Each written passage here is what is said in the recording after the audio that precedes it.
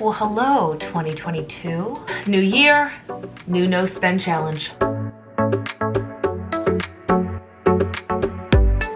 Hey you guys, and welcome back to my channel for what I believe is the 5th no spend challenge. We've been doing these since 2017. If I can find footage from previous no spends, I'll put them up here on the screen. But as you guys know, if you've been around here for a while, I like to do no spends. They help me save money, figure out and utilize what I already have, and honestly just be more resourceful with the things already in my house. If this is your first time here, welcome to the Mindful Millennial. Be sure to click that little red subscription button and the bell down below to be updated for each and every future video. This series I'm trying to treat more like my financial diary, so it will be less scripted. I actually have just bullet points of things I want to touch on, and then as time goes by and we have good days, bad days, things we spent, things we didn't, I'll have bullet points here just to make it more like a video diary. If you are also doing a no spend challenge, let me know by giving this video a huge thumbs up and let me know what you are saving for or working on with your family and your finances down below in the comments.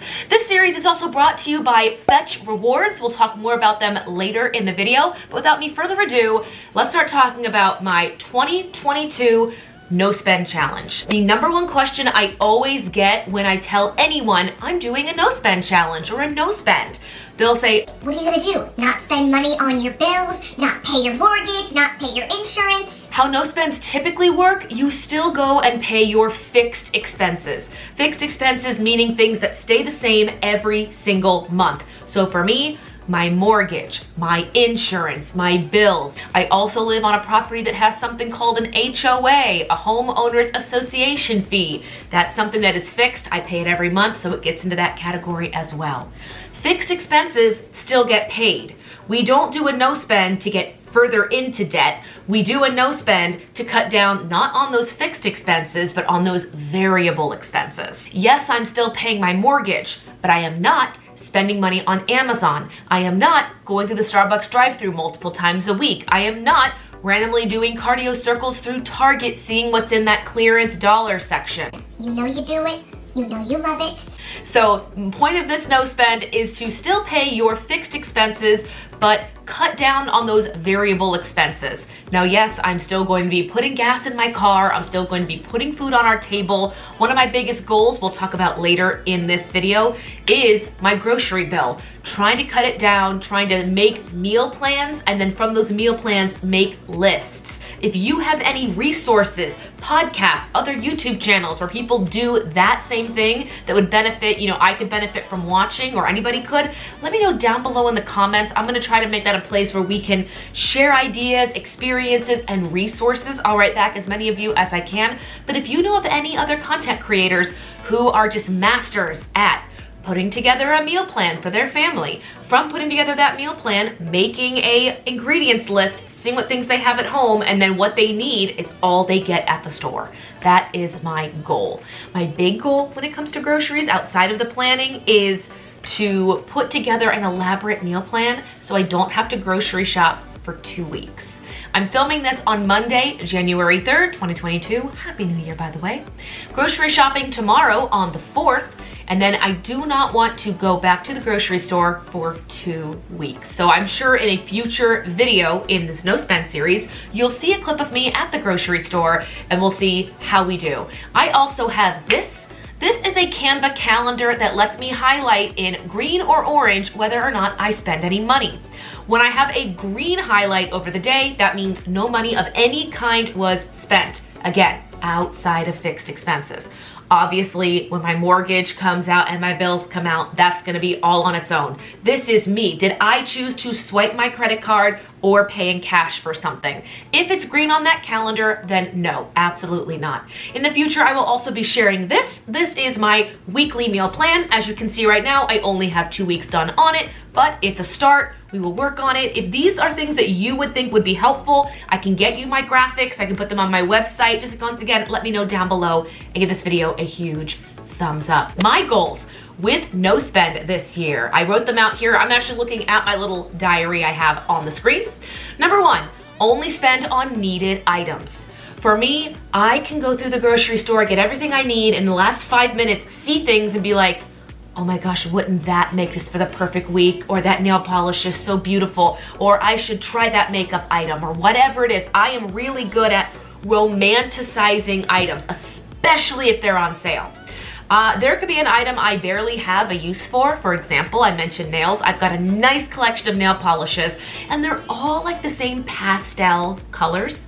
I could see one, and just because it's on clearance, I can convince myself that I need it. So only spend on needed items, and right now I've actually taken all my polish off and clipped them down. You can see behind me, I am working on playing my ukulele because it's something I already bought when I was honeymooning last year, and I figured, hey, there are free lessons and teaching and classes on YouTube, and there's actually like a 10-part ukulele series I'm going through this month, so maybe I'll do my own intro music someday. Probably not. But only spend on needed items. Second goal, I wrote clean out the home and use what we have. I mentioned that today's Monday and I haven't grocery shopped and I don't plan to till tomorrow. We have been cleaning out the kitchen. We've been going through and making dinners out of leftovers. For example, last night for dinner was like a perfect melting pot of leftovers. We had enough of our sweet potato tacos for each of us to have 2 soft shell sweet potato tacos, garlic bread from a pizza night with his family, and then sausages when we had like cabbage and sausages with my grandma for New Year with my family. So literally it was like leftover from my family, his family, and then our household all on one plate. Was it the best, most delicious meal? No. Was it filling, and did it help us A, not spend money, B, lower our food waste, and C, let us wait another day to go grocery shopping? Yes. Yes, it was. I actually had more of those sausages this morning when I had my very last of the scrambled eggs I made downstairs. So I'm like very much running low, just scraping the bottom of the barrel, cleaning everything out. Tonight is also going to be leftovers, like honey garlic chicken over white rice, and I am making fresh steamed vegetables. I like to go to the grocery store. You'll see this later when I do like haul videos. I like to go to the grocery store, buy a bunch of veggies, chop them up myself, make the stir fry, like not cook them, but assemble the stir fry with the raw veggies, and then freeze half of it, and then cook the other half in that meal. That's how I'm going to make grocery shopping every 2 weeks happen. We'll be like utilizing the freezer, batch cooking, making extra portions. So we'll see. I have never done it before. The longest I think I've ever gone without going to the grocery store has been like 10 days. And that's because we like things like avocados, fresh fruit, fresh vegetables.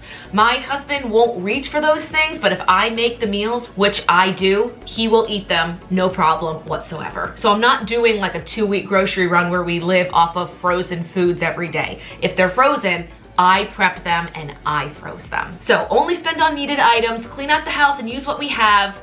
Here's the fun one. Pay all my annual January expenses. If you were to look at my income and outcome ratio on like a monthly chart, you would think I was going on major shopping sprees in January just by looking at what money leaves. But it's not actually shopping sprees. It's what I call being an adult. January things that leave our budget. Number 1, I pay our annual home guard insurance. We have an insurance policy outside of having like home and car insurance. We have something called Home Guard. It protects our major appliances. For example, our heater stopped working and was glitching 3 or 4 weeks ago. So we called this insurance company. They came out, brought the filters and parts, labor, everything covered because we have this plan. Well worth it, but we do make our 1-year annual payment in January. Then, after Home Guard insurance, I get the lovely pleasure of paying my Roth IRA contributions. Now, if you work a regular job, this will not apply to you, but because I work for myself, retirement is also my responsibility. So I do, just for all transparency purposes, I do have a financial advisor. I see him multiple times a year. January, I put a large portion of my Roth IRA or my retirement account. I put a large portion of funds into it now, and then I make monthly contributions that go into my fixed expenses later. I do it this way so that I can max it out, but then not have to drop that full maxed account at one point in time. I put a big chunk down in January and then make monthly payments. By the time we hit December of 2022, the max amount I can put into that Roth IRA is in there. That's just the way I do it. If there are other ways you do it, absolutely let me know down below. And other fun part of adulting in January, my quarterly taxes are due. Once again, if you work a normal job, this does not apply to you. What a joy. So every 3 months, I'm responsible for making my quarterly taxes.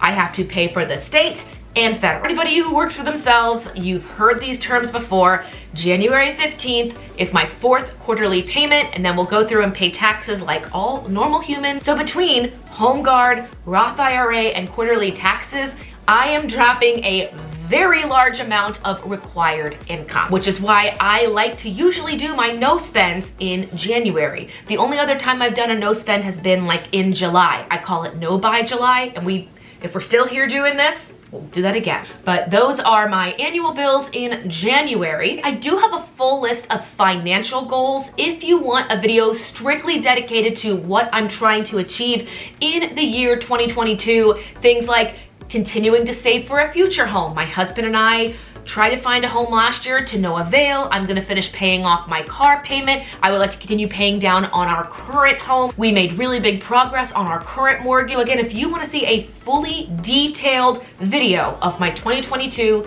financial goals, let me know down below. And last but not least, our food plan.